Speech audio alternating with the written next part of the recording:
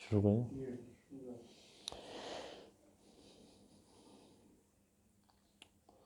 الحمدللہ رب العالمین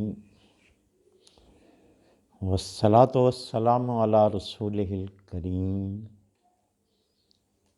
وعلی آلہ واصحابہ اجمعین۔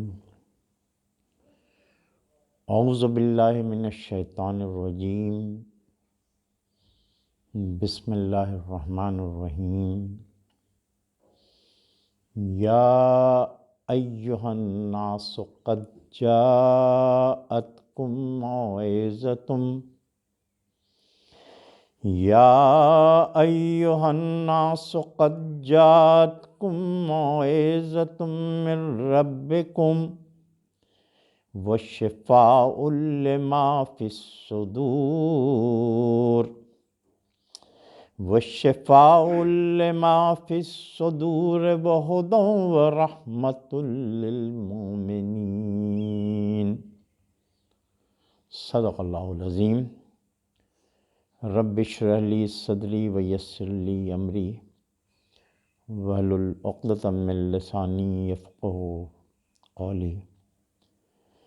محترم بزرگوں اور دوستو، یہ 11واں پارہ ہے اور سورہ یونس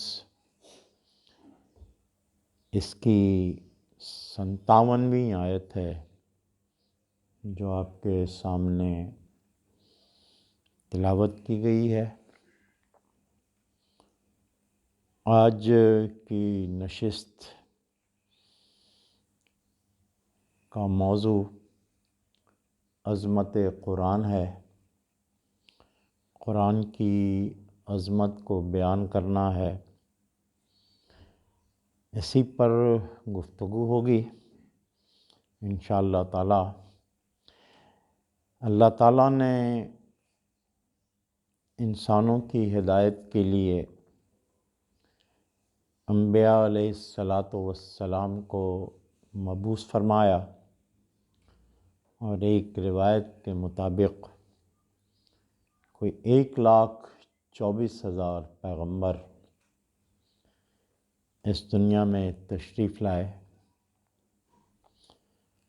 ان میں سے کچھ پیغمبر ایسے بھی تھے جنہیں اللہ تعالیٰ نے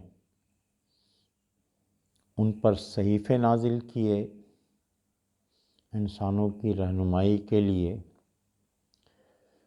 حضرت ابراہیم علیہ السلام پر جو صحیفہ نازل ہوا صحف ابراہیمی کے نام سے مشہور ہے، اسی طرح حضرت داؤد علیہ السلام پر صحیفہ نازل ہوا زبور ہے۔ اسی طرح سے حضرت موسیٰ علیہ السلام، جن کا قرآن مجید میں سب سے زیادہ ذکر ہے، ان پر جو صحیفہ نازل ہوا وہ توریت ہے۔ اور حضرت عیسیٰ علیہ السلام جو حضرت صلی اللہ علیہ وسلم سے تقریباً 550 سال پہلے گزرے، ان پر جو صحیفے نازل ہوئے ہیں وہ صحیفہ انجیل ہے۔ لیکن ان تمام صحیفوں میں سے کوئی بھی ایک صحیفہ ایسا نہیں ہے جو اپنے اصلی شکل میں، اصلی حالت میں موجود ہو۔ یا تو وہ معدوم ہو چکے ہیں یا اس میں تحریف ہو چکی ہے۔ جو لوگ کہتے ہیں کہ ہمارے پاس توریت ہے، ہمارے پاس انجیل ہے، وہ بھی معترف ہیں کہ یہ وہ اصلی توریت نہیں ہے جو حضرت موسیٰ علیہ السلام پر نازل ہوئی تھی، اور جو انجیل کے حاملین ہیں بائبل کے، وہ بھی کہتے ہیں کہ یہ وہ بائبل نہیں ہے جو حضرت عیسیٰ علیہ السلام پر نازل ہوا تھا۔ کوئی تقریباً 38 میں بلکہ شاید اس سے پہلے جرمنی میں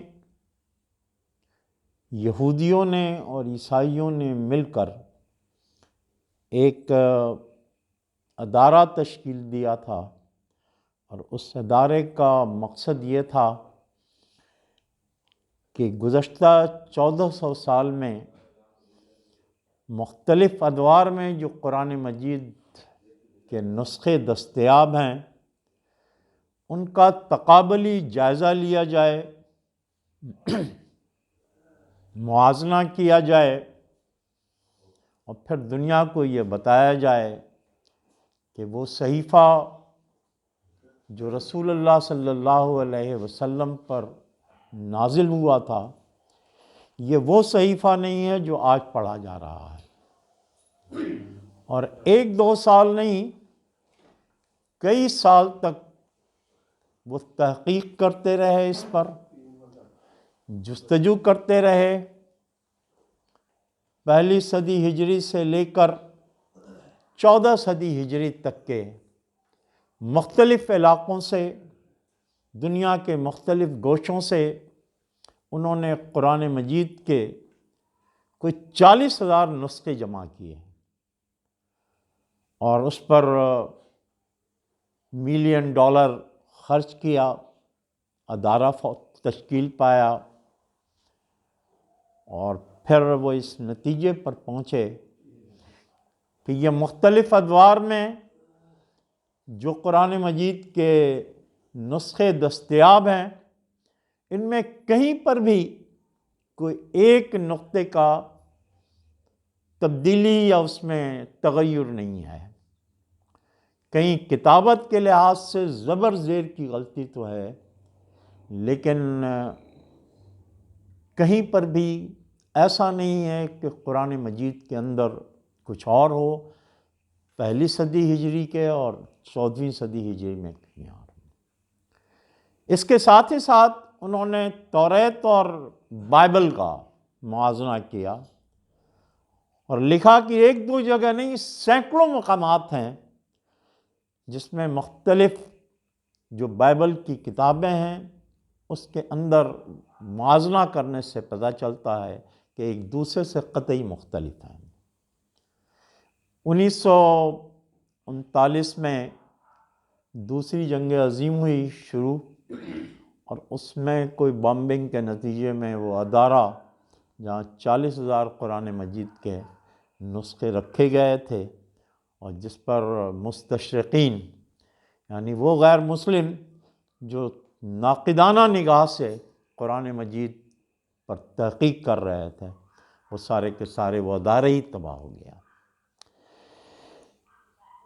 ذہن میں سوال پیدا ہوتا ہے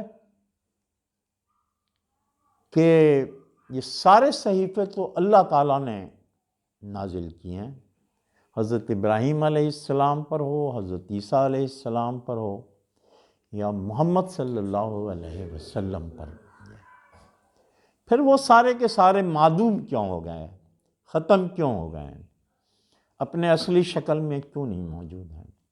اور آج اگر قرآن مجید اصلی شکل میں ہمارے پاس موجود ہے تو اس کی وجہ کیا ہے؟ اور اس کی وجہ قرآن مجید میں اللہ تعالیٰ نے خود بیان کی ہے، اور وجہ یہ بیان کی ہے کہ اِنَّا نَحْنُ نَزَّلْنَا الذِّكْرَ وَإِنَّا لَهُ لَحَافِظُونَ، کہ ہم نے اسے نازل کیا ہے اور اس کی حفاظت کی ذمہ داری ہماری ہے۔ اللہ تعالیٰ نے اس صحیفے کی حفاظت کی ذمہ داری اپنے پاس رکھی ہے۔ گزشتہ 1400 سالوں میں ایک بار نہیں، کئی بار کوششیں کی گئیں۔ 2020 میں، 2019 میں بہت سارے ادارے ہیں جو چاہتے ہیں کہ قرآن مجید کا کوئی تحریف شدہ نسخہ بازار میں لایا جائے، عوام الناس تک پھیلایا جائے، مسلمانوں کے ہاتھوں میں پہنچایا جائے، لیکن چونکہ اللہ تعالیٰ نے اس کی حفاظت کی ذمہ داری لی ہوئی ہے، اس لیے وہ اپنی کوششوں میں، اپنی کاوشوں میں ناکام پہلے بھی ہوئے ہیں اور ابھی بھی ہو رہے ہیں۔ اللہ تعالیٰ نے اس کی حفاظت کی ذمہ داری کس طرح اپنے پاس رکھی ہے، شاید میں نے ذکر کیا ہو پہلے۔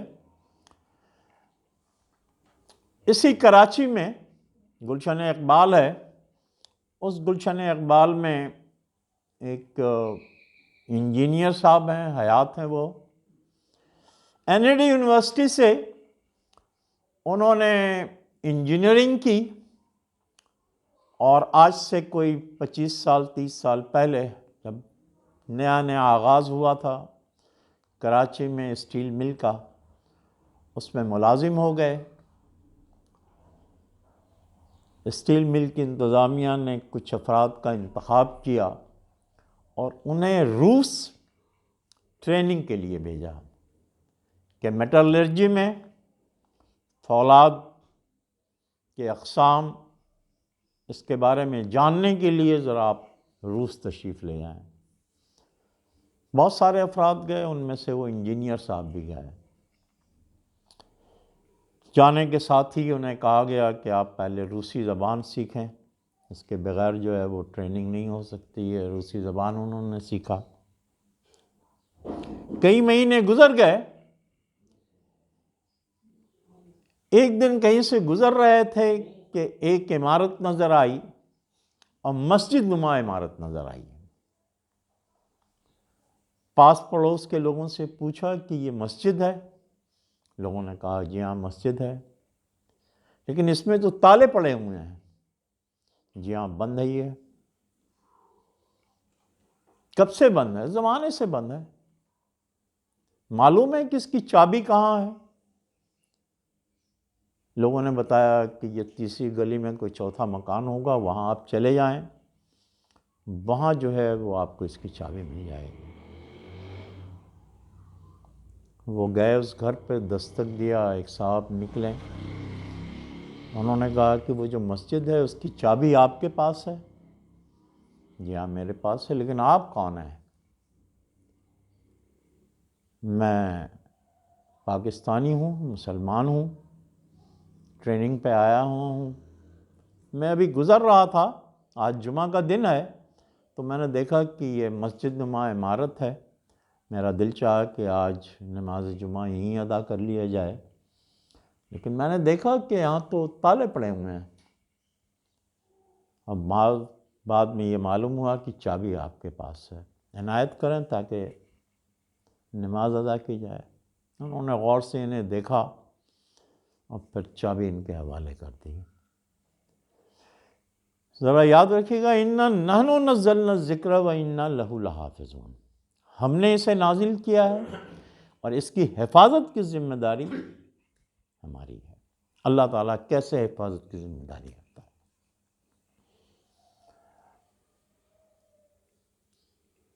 انہوں نے چابی لی اور بڑی مشکل سے تالا کھولا، زنگ آلود تالا، برسوں سے اس کو کھولا نہیں گیا تھا۔ جب تالا کھولتے ہوئے دیکھا تو اور بھی لوگ جمع ہو گئے ہیں، دکاندار بھی جمع ہو گئے وہاں سے، کہ آج کون باہمت انسان ہے جو اس مسجد کو کھول رہا ہے۔ دیکھا تو مسجد جو ہے وہ گرد و غبار سے اٹی ہوئی ہے، صفائی ستھرائی کا انتظام کیا، اور جب صفائی ستھرائی ہو گئی جتنی ممکن ہو سکی تھی، تو اس کے بعد انہوں نے اذان بھی دی، اللہ اکبر اللہ اکبر۔ حیرت ہوئی لوگوں کو کہ آج برسوں بعد اس مسجد سے اذان کی آواز آ رہی ہے۔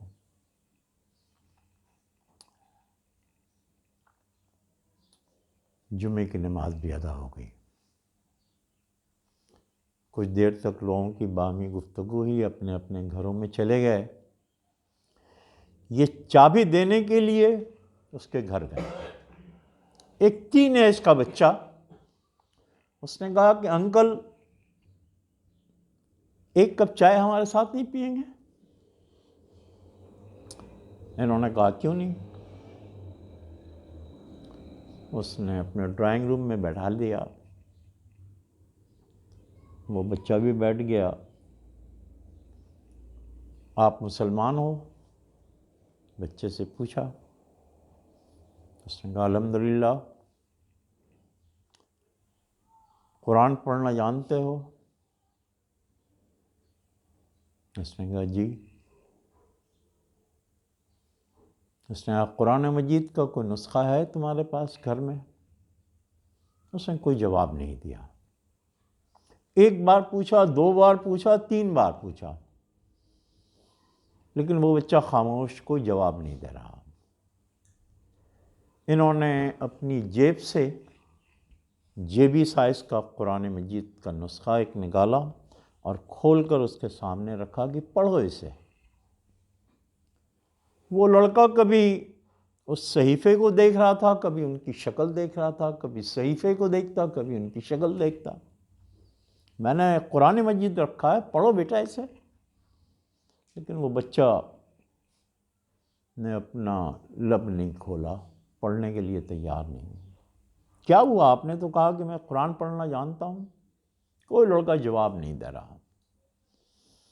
اسی اثنا میں انہوں نے قرآن مجید کا صفحہ پلٹا اور کہا پڑھیے، الف لام میم ذالک الکتاب لا ریب فیہ۔ اور جیسے ہی انہوں نے یہ سٹارٹ لیا تو وہ لڑکا لہن داؤدی میں بہترین قرأت کے ساتھ، تجوید کے ساتھ وہ رواں ہو گیا۔ ایسا معلوم ہوتا تھا کہ کانوں میں رس کھل رہے ہیں۔ اسی اثنا میں وہ ان کے والد محترم اس بچے کے آ گئے، مسکراتے ہوئے داخل ہوئے۔ انہوں نے کہا کہ آپ کو حیرت ہو رہی ہوگی۔ جہاں مجھے حیرت ہوئی ہے، اس لیے حیرت ہوئی ہے کہ میں نے قرآن مجید کا نسخہ اس کے سامنے میں رکھا، یہ بچہ پڑھنے کے لیے تیار نہیں۔ جب میں نے کہا کہ گھر میں کوئی قرآن مجید کا نسخہ ہے تو بھی اس نے جواب نہیں دیا۔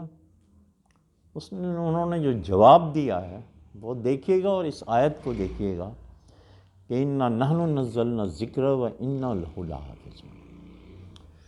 انہوں نے کہا کہ اس روس کے اندر قرآن مجید کا نسخہ رکھنا اپنی موت کو دعوت دینے کے مدارات ہے، ہم لوگ نہیں رکھ سکتے، تختہ دار پر پہنچ جائیں گے، قید کر دیے جائیں گے، سزائیں دی جائیں گے۔ انہوں نے کہا کہ اچھا۔ 1917 میں انقلاب آیا روس کے اندر، اشتراکی انقلاب 1917 میں، اور پورے 75 سال تک دنیا کے مختلف ممالک کے اندر پھیلتا رہا۔ روس کا انقلاب جس ملک کے اندر گیا ہے اشتراکی ملک بن گیا، ساری چیزوں پر پابندی عائد ہو گئی۔ ہر وہ کام جس سے بو یہ آتی ہو کہ یہ مذہبی کام ہے، کہیں سے اس کا رشتہ اللہ تعالیٰ سے جڑا ہوا ہے، اس پر پابندی عائد کر دی 75 سال تک۔ اور اس کا اختتام کہاں ہوتا ہے؟ جب روس افغانستان کے اندر آتا ہے۔ انہوں نے کہا کہ ہم لوگ نہیں رکھ سکتے ہیں اپنے گھر پہ قرآن مجید۔ تو پھر اس بچے نے قرآن حفظ کیسے کر لیا؟ ہاں، یہ سوال آپ کا بالکل صحیح ہے۔ گزشتہ کئی سالوں سے ہم میں سے زیادہ تر لوگ مزدور ہیں، کسان ہیں، لوہار ہیں، موچی ہیں، کارپینٹر ہیں، اپنے اپنے کاموں پر گھروں سے نکلتے ہیں، اور جب نکلتے ہیں تو وہ بچہ جو ذرا سن شعور کو پہنچ رہا ہوتا ہے اس کو ساتھ لے جاتا ہے۔ جب تک ہم کام کرتے رہتے ہیں اس بچے کو قرآن مجید کی زبانی ہم تعلیم دیتے رہتے ہیں۔ اور آج الحمدللہ اس بستی کے اندر اگر آپ گھومیں گے تو 1-2 نہیں، سینکڑوں بچے آپ کو ایسے ملیں گے جو قرآن مجید کے حافظ ہیں، لیکن انہوں نے اپنی زندگی میں قرآن مجید کو کتابی شکل میں، مجلد شکل میں آج تک نہیں دیکھا۔ اس بچے نے پہلی مرتبہ دیکھا تھا کہ قرآن مجید اس شکل میں بھی ہوتا ہے، کتابی شکل میں بھی ہوتا ہے۔ اس لیے میرے بزرگوں اور دوستوں، اللہ تعالیٰ نے اس کتاب کی حفاظت کی ذمہ داری ہماری رکھی۔ ابھی وسیم بھائی کہہ رہے تھے ہماری کیا ذمہ داری ہوگی، تو اللہ تعالیٰ نے اپنی ذمہ داری پوری کر رہا ہے اور کرتا رہے گا۔ لیکن ہماری ذمہ داری بھی کچھ ہے یا نہیں ہے اس کے اوپر؟ ہماری بھی ذمہ داری ہے اس پہ. ہماری ذمہ داری تو یہ ہے کہ ہم قرآن مجید کی تلاوت کریں گے، روز تلاوت کریں گے. اسی بر صغیر کے اندر ایک زمانہ ایسا گزرا ہے جب فجر کے اندر لوگ نکلتے تھے تو ہر گھر سے قرآن مجید کی تلاوت کی آواز آیا کرتی تھی. زیادہ نہیں، بس ہمارے باپ دادا کے زمانے کے، آج سے 60 70 80 سال پہلے کی بات ہے یہ. یعنی حال اس کا یہ تھا کہ ابن بطوطہ کوئی آج سے 700 800 سال پہلے مراکش کا مشہور سیاح بر صغیر آیا، اور بر صغیر آیا، دہلی میں مقیم ہوا. تو اس نے لکھا کہ یہاں مدرسوں کی تعداد اتنی زیادہ ہے، صرف دہلی شہر میں 4000 مدرسے تھے آج سے 800 سال پہلے. آہستہ آہستہ کم بھی ہوئے ہیں. جب انگریز داخل ہوئے ہیں تو یہ پڑوس میں 60 میل دور ٹھٹھا شہر 400 مدرسے یہاں بھی موجود تھے، جہاں قرآن مجید کی اور اس کے اندر جو علوم ہیں ان علوم کی تعلیم دی جاتی تھی. ادارے مستحکم تھے. کوشش یہی رہی کہ نہیں، اس قرآن مجید سے رابطہ منقطع کر دیا جائے مسلمانوں کا. اور جب انگریز تقریباً 200 سال بر صغیر کے اندر رہیں تو اس کے بعد کی صورتحال یہ ہوئی کہ حضرت مولانا الیاس رحمۃ اللہ علیہ جو تبلیغی جماعت کے بانی ہیں، یہ 1936 یا 37 میں دہلی کی ایک مضاواتی بستی ہے میوات، اس میوات میں گئے دعوت کے سلسلے میں لوگوں کو تبلیغ کرنے کے لیے. تو ایک گھر پر دستک دی، ایک آدمی نکلے، کیا نام ہے آپ کا؟ سلام علیکم. وعلیکم السلام. میرا نام محمد رام ہے. محمد رام؟ یا ہمارا ایسے ہی نام ہوتا ہے. ایک اور صاحب آئے تو ان سے پوچھا کہ آپ کا کیا نام ہے؟ میرا نام کاشی حسن ہے. یہ آپ لوگوں نے کیا رکھا ہوا ہے نام؟ ہمارا نام ملے جلے ہیں. آپ کے پاس قرآن مجید ہے؟ جی ہاں ہے. پڑھتے ہیں آپ؟ نہیں، وہ دادا کے زمانے سے قرآن مجید پڑھا ہوا ہے، وہ رکھا ہوا ہے، پڑھنے کا موقع نہیں ملا. کلمہ آپ کو آتا ہے؟ بس ابھی یاد نہیں ہے، سنا ہے میں نے. اچھا ذرا قرآن مجید اپنے گھر سے لے کر آئیں. وہ قرآن مجید کا نسخہ گھر سے لے کر آتے ہیں. انہیں مولانا اشرف علی تھانوی رحمۃ اللہ علیہ نے یہ واقعہ درج کیا.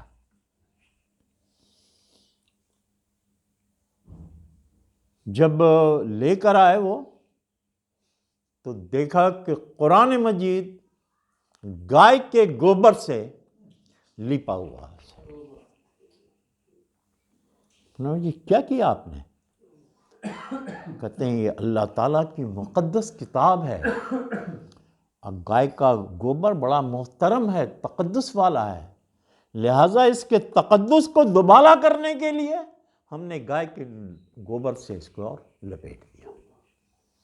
یہ آج سے صرف 80 90 سال پہلے اس بر صغیر کی صورتحال تھی. جیسے جیسے اس قرآن مجید کی اہمیت، اس کی عظمت ذہنوں سے انگریزوں نے ایک پلاننگ کے تحت محو کرنے کی کوشش کی، ختم ہوتا رہا. میرے بزرگوں اور دوستوں، جو پہلی ذمہ داری ہماری تو یہی ہے کہ ہم خود اسے پڑھیں۔ کیوں پڑھیں اسے ہم؟ دنیا کے اندر واحد کتاب ہے جو اللہ کا کلام ہے۔ دنیا کی کوئی کتاب رہتی دنیا تک اس کا مقابلہ نہیں کر سکتی ہے، اس لیے کہ تو اللہ تعالیٰ کا کلام ہے، اللہ تعالیٰ کا بیان کیا ہوا کلام۔ کوئی کتاب رہتی دنیا تک اس کا مقابلہ نہیں کر سکتی۔ بد نصیب ہیں ہم لوگ، یا ہماری اولاد، یا ہماری حکومتیں، یا ہمارے ادارے جو اس کی ترویج کے لیے، اس کی تشہیر کے لیے عامت الناس کو اس سے روشناس کرانے کے لیے کوشش نہیں کر رہی ہیں۔ اللہ تعالیٰ کا کلام ہی ہے، کوئی عظمت اس کی ایک دو جملے کے اندر آپ وقت لگا دیں گے اس کی عظمت بیان نہیں کر سکیں گے۔ لیکن جہاں مختصر بات کہ ہم نے تو اس کی روز تلاوت کرنی ہے، لیکن تلاوت کیسے تلاوت کریں گے؟ بغیر سوچے سمجھے ہوئے۔ وہ ایک صحابی رسول کا ایک واقعہ یاد آ رہا ہے۔ انہوں نے کہا کہ رسول اللہ صلی اللہ علیہ وسلم نے ایک خوفناک چیز کا ذکر کیا، اور ذکر کرنے کے بعد آپ صلی اللہ علیہ وسلم نے کہا کہ یہ اس وقت تک نہیں ہوگا جب تک کہ لوگوں سے علم اٹھا نہ لیا جائے۔ صحابہ کرام موجود تھے، انہوں نے کہا کہ علم کیسے اٹھا لیا جائے گا؟ ہم قرآن مجید پڑھتے ہیں، اس کی تلاوت کرتے ہیں، ہم اپنی اولاد کو قرآن مجید کی تلاوت کراتے ہیں، اسے پڑھاتے ہیں، میرے بیٹے اپنی اولاد کو پڑھائیں گے، یہ قرآن مجید کیسے علم ختم ہو جائے گا؟ رسول اللہ صلی اللہ علیہ وسلم نے کہا کہ میاں، میں تو تمہیں مدینہ کا ذہین ترین آدمی سمجھ رہا تھا، یہ تم نے کیا کہی بات؟ تم دیکھتے نہیں ہو یہودی توریت کو پڑھتے ہیں، عیسائی انجیل کو پڑھتے ہیں، پر اس پر عمل نہیں کرتے ہیں۔ جب عمل نہیں کریں گے تو وہ تعلیم محو ہو کے رہ جائے گی، ختم ہو کے رہ جائے گی۔ قرآن مجید کا مطالبہ ہمارا کہ اس کو سمجھا جائے، اس پر غور و فکر کیا جائے، اس کی ہدایت پر عمل کیا جائے، اس کو نافذ کیا جائے معاشرے کے اندر۔ کوئی چیز تو ہم اپنے اوپر نافذ کر سکتے ہیں۔ نماز کو قائم کرنے کا حکم دیا گیا ہے، یہ سادی ٹون نہیں بستی ہے، لیکن یہاں کے بزرگوں نے، یہاں کے لوگوں نے نہیں، پلاٹ بھی اس کے لیے مختص ہونا چاہیے، اس کے لیے مخیر حضرات کو بھی مدعو کرنا چاہیے، ان سے پیسے بھی لینے چاہیے، عمارت بھی جس طرح کے مکانات ہیں اسی اسٹینڈرڈ کی مسجد بھی بننی چاہیے۔ یہ مسجد نہیں، لوگوں کو جمع بھی کرنا چاہیے تاکہ یہ مسجد آباد ہو جائے۔ یہ نماز کو قائم کرنے کے لیے سارے پروسیس ہیں۔ کبھی ہمارے ذہن میں آتا ہے کہ ایک اگر وسیم صاحب گئے اور انہوں نے دور دراز کہ یار آج چلو کچھ لوگوں سے کہا جائے کہ مسجد کو ایکسٹینشن کرنا ہے، اس کے لیے حضرت 3 ٹن سریہ کی ضرورت ہے، لہٰذا میں آپ کے پاس آیا ہوں، اور اس لیے آیا ہوں کہ 3 ٹن سریہ کا آپ بندوبست کر دیں یا کسی سے بند۔ ایک عام آدمی سے کہیں گے تو کہیں گے پتہ نہیں کھانے پکانے کے چکر میں یہ ہوں گے، حالانکہ یہ خالص دینی کام کرنے کے لیے گئے تھے، مسجد کے قیام کے لیے گئے تھے، مسجد کے قیام کے لیے اس لیے گئے تھے کہ وہاں اقامت الصلاۃ ہو، نماز کو قائم کیا جا سکے، کچھ اور لوگوں سے ملے، کچھ اور کام کے لیے ملے۔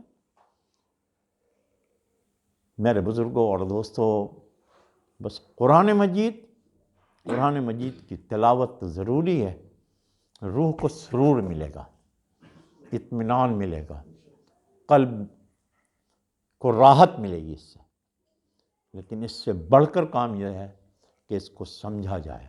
جو لوگ اس کی مخالفت کر رہے ہیں، اس کے احکامات کی نفی کر رہے ہیں، ذرا ان سے پنجہ آزمائی بھی کیا جائے۔ ایک حکمراں آتا ہے کہتا ہے کہ نہیں، پاکستان سود کے بغیر چل نہیں سکتا، اس نے شریعت عدالت نے کہا کہ سود حرام ہے، بند کرو، 1 سال کے اندر اندر ختم کرو۔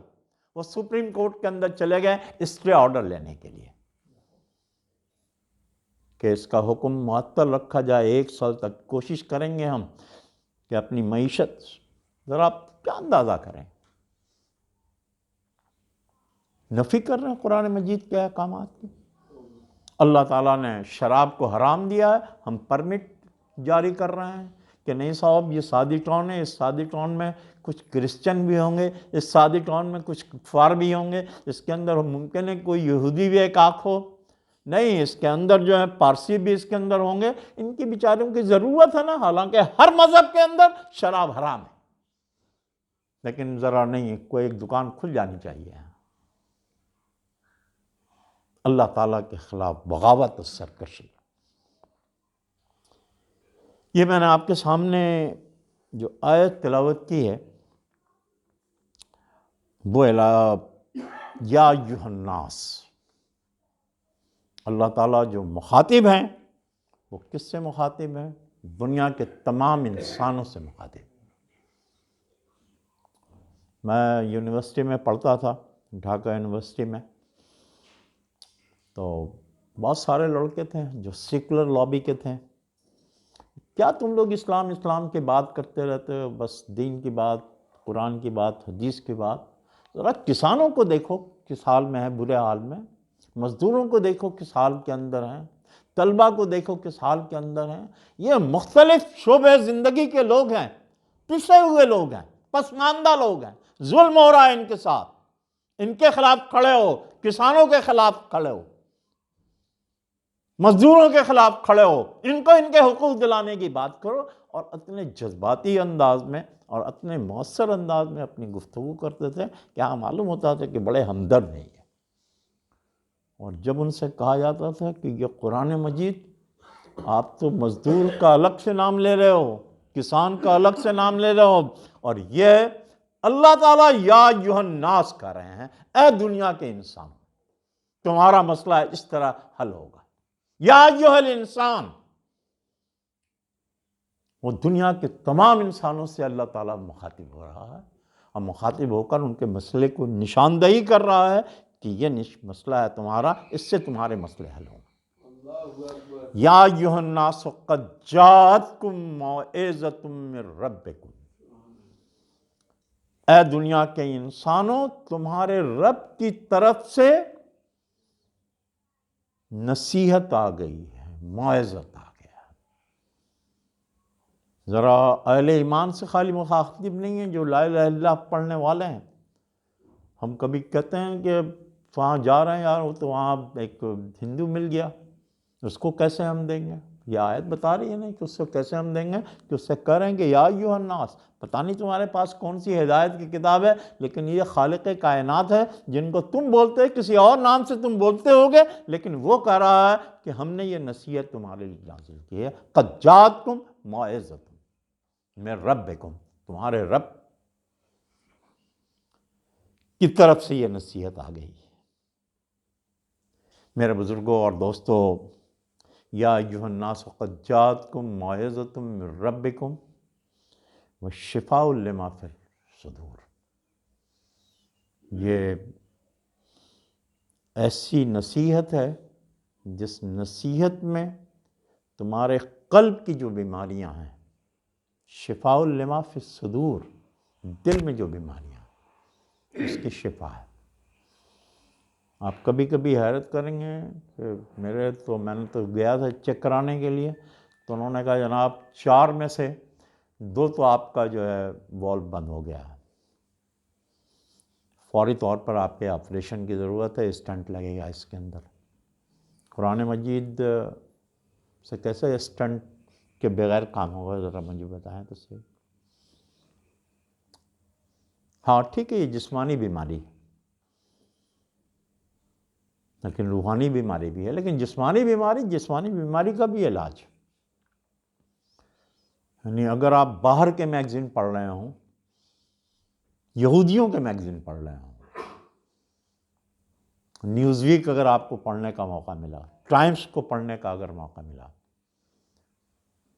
تو اس میں مضامین اب آ رہے ہیں، ٹھیک ہے کوئی 2 مہینے اور 3 مہینے کے بعد ایسے مضامین آتے ہیں، فلاں صاحب کوئی مراکش کے رہنے والے بڑا بلینئر آدمی کسی مرض میں مبتلا ہو گیا، لیور کینسر کے اندر ہو گیا، اور لیور کینسر میں مبتلا ہو گیا، ادھر ادھر علاج کرایا، اور علاج کرانے کے بعد یورپ میں پہنچا، لندن میں پہنچا، اور لندن میں بھی جو ٹیسٹ کرایا تو دیکھا کہ بہت ہی آخری سٹیج کے اندر ہے، لیور ڈیمیج ہو چکا ہے، اور جب لیور ڈیمیج ہو گیا تو نہ کھانا ہے نہ پینا ہے۔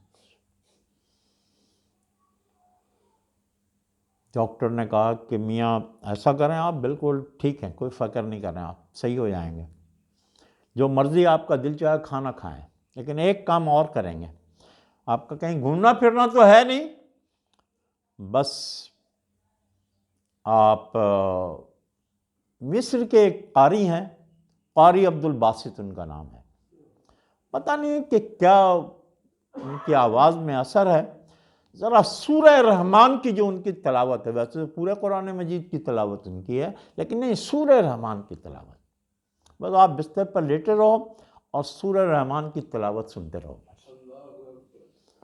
اور حال یہ ہوا کہ 1 مہینہ بھی نہیں گزرا تھا، علاج تو سارے بند ہیں، لیور ڈیمیج ہو چکا، ختم ہو چکا ہے۔ یہ قرآن مجید کی عظمت تھی کہ وہ سورہ رحمان کو سن کر وہ لیور کینسر ان کا ختم ہو گیا، اور 1 2 نہیں، ایسی بے شمار مثالیں ہیں ہمارے اپنے معاشرے کے اندر، اگر آپ تلاش کریں گے تو ایسی مثالیں ہیں۔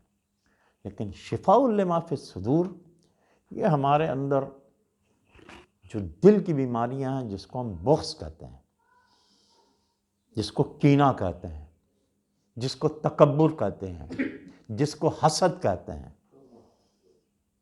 یہ بیماریاں ہم میں سے ہر ایک کو لگی ہوئی ہیں، ہر ایک اس مرض میں مبتلا ہے۔ میرا بھائی تو مجھ سے کم پڑھا ہوا تھا، ایک ہی باپ کے ہم دونوں بیٹے ہیں، وہ اتنا اوپر کیوں چلا گیا؟ میرے پاس مکان اتنا بڑا ایک کیوں نہیں ہوا؟ میرے پاس 500 گز کا مکان ہے، اس کے پاس 2000 گز کا بنگلہ ہے۔ یہ جو بیماریاں ہیں، شفاء لما فی الصدور، یہ کہیں سے مرض دور نہیں ہو سکتا۔ یہ مرض اگر دور ہوگا تو وہ قرآن مجید کی تلاوت سے دور ہوگا، اس کو سمجھنے سے دور ہوگا، اس پر غور و فکر کرنے سے دور ہوگا، اپنا جائزہ لینے پر دور ہوگا، اسی کی دعوت دوسروں تک پہنچانے سے دور ہوگا۔ ان کے اندر یہ مرض آپ دیکھیں گے، اور اس مرض کو دور کرنے کی جب آپ جدوجہد کریں گے تو دیکھیں گے کہ آپ کا مرض وہ بھی تحلیل ہو گیا ہے، اور دوسرے کے اندر جو مرض لگنے والا تھا وہ بھی ختم ہو گیا۔ یا ایھا الناس قد جاءتکم موعظۃ من ربکم وشفاء لما فی الصدور وہدی للمؤمنین، اور اس میں ہدایت ہے مومنین کے لیے، رحمت ہے مومنین کے لیے، جو اس کو ہدایت کو مان لیتا ہے اس کے لیے رحمت بن جاتا ہے۔ میرے بزرگوں اور دوستوں، قرآن مجید اللہ تعالیٰ کی وہ کتاب ہے جس کے الفاظ میں اتنا اثر ہے کہ کسی کو نہیں معلوم کہ کون سا لفظ، کون سی آیت کس وقت کیا اثر دکھا دیتی ہے۔ اگر وسیم صاحب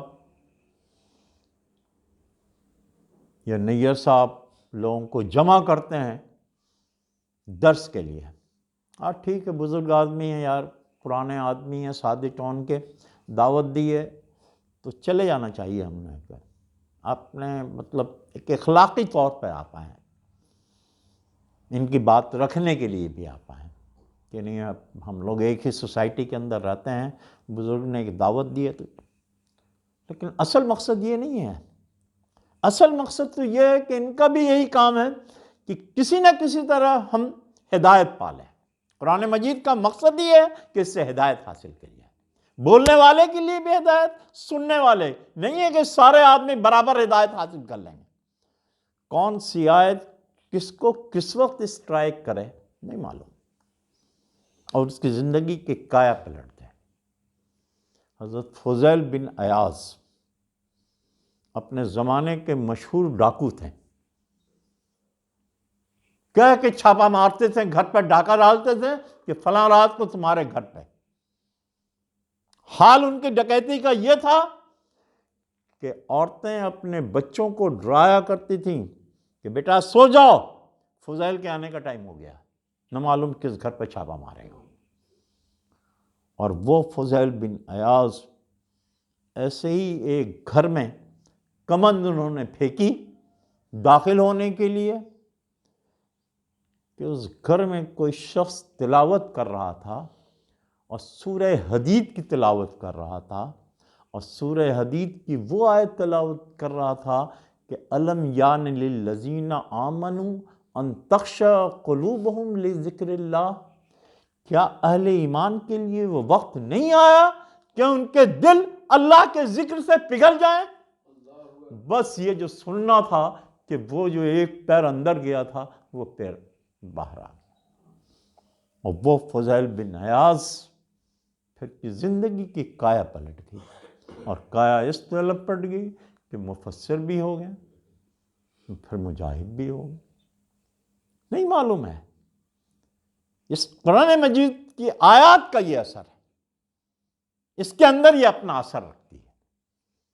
اس لیے یہ درس قرآن کی دعوت دی جاتی ہے کہ نہ معلوم کس آدمی کو کون سی آیت ہٹ کر جائے اور اس کی زندگی کی کایا پلٹ جائے، وہ توبہ استغفار کر لے، صراط مستقیم پر چلنے لگے۔ ایک مثال نہیں، کئی ایک مثال ہیں۔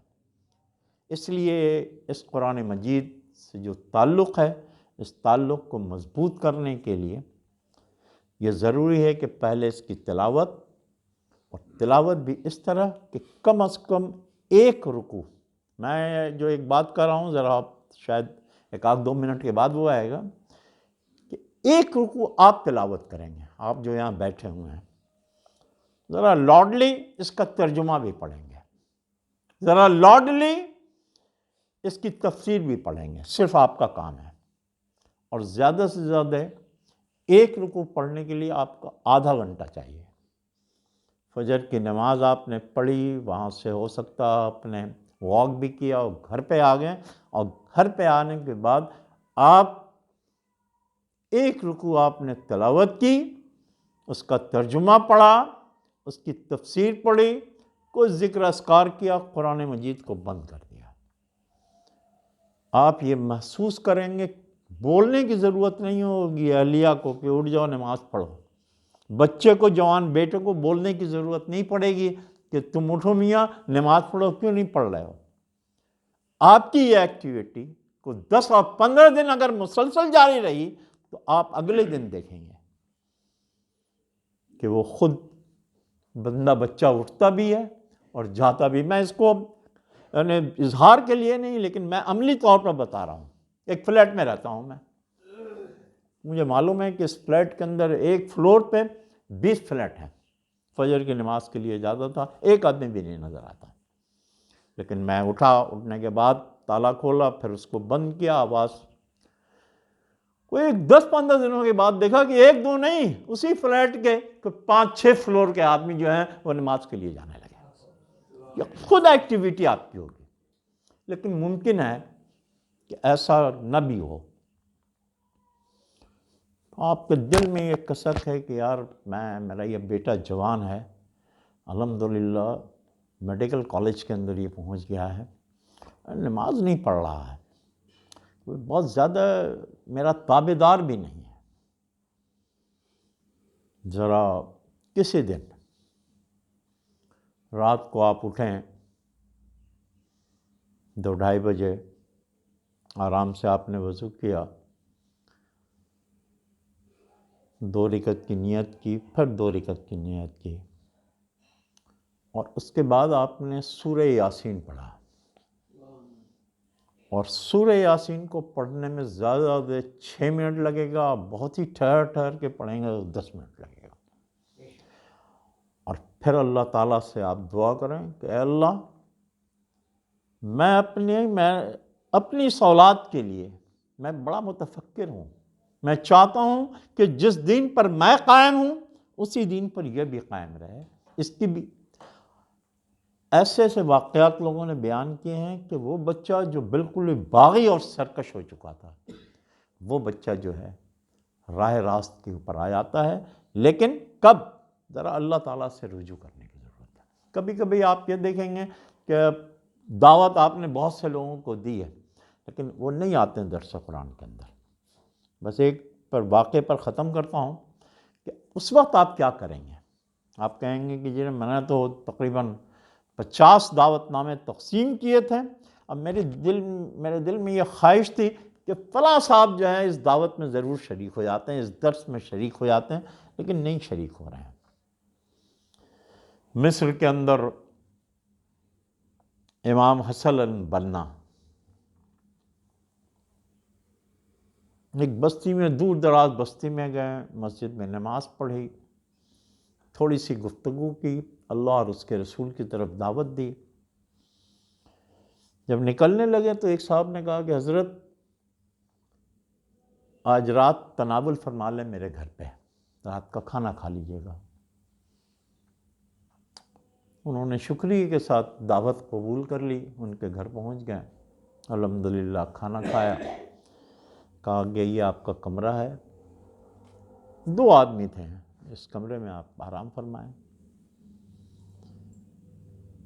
وہ جو دوسرے آدمی تھے انہوں نے کہا کہ ہم لوگ سو گئے، اچانک میری آنکھ کھلی، اور آنکھ جب کھلی تو ایسا مجھے محسوس ہوا اندھیرے میں کہ کوئی ہانڈی ہے جو ابل رہی ہے۔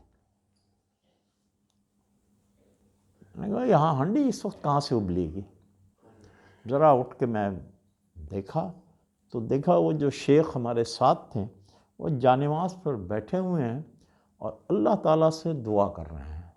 اور کیا دعا کر رہے ہیں کہ اے اللہ تو نے مجھے مکلف بنایا تھا ان کے دل پر دستک دینے کے لیے، میں نے ان کے دل پر دستک دے دیا، اب مجھے معلوم ہوا کہ ہاں دستک پہنچ چکی ہے، تبھی تو اس نے مجھے اپنے گھر پر بلایا ہے، دعوت کا اہتمام کیا ہے۔ اے اللہ، سونے سے پہلے اس شخص نے مجھ سے کہا تھا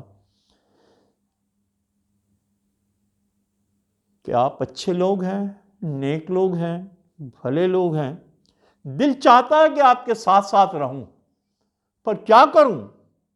دنیا کی کوئی برائی ایسی نہیں ہے جو میرے اندر موجود نہ ہو، میں آپ کے ساتھ جاؤں گا آپ بھی بدنام ہو جاؤ گے۔